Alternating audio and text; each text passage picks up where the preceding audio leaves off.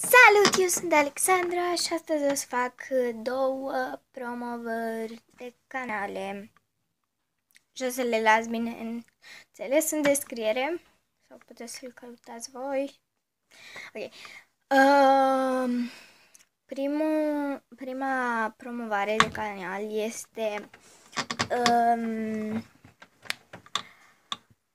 se numește canalul Ale și Ionuț. Ei doi fac o treabă destul de bună și Ale plus că e cea mai bună prietena mea, dar nu de asta o promovez. Face episoade foarte bune și merită să o vizionați și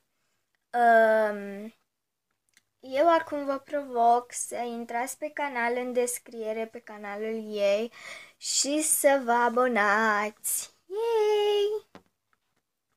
Ok. Doilea canal pe care vreau să-l promovez se numește Diana Lupu și este o fată foarte drăguță și face din nou o treabă foarte bună. Da, și merită vizionată. Și din nou vă provoc să intrați pe canalul ei și să vă abonați. Da, păi sper să intrați pe canalele lor de YouTube, de YouTube și să vă abonați și da, merită, urmăriți. De-aia și promova, logic. Păi cam atât a fost și cu acest video. A fost foarte scurt, de 2 minute. Sau nu știu. Da, nu contează.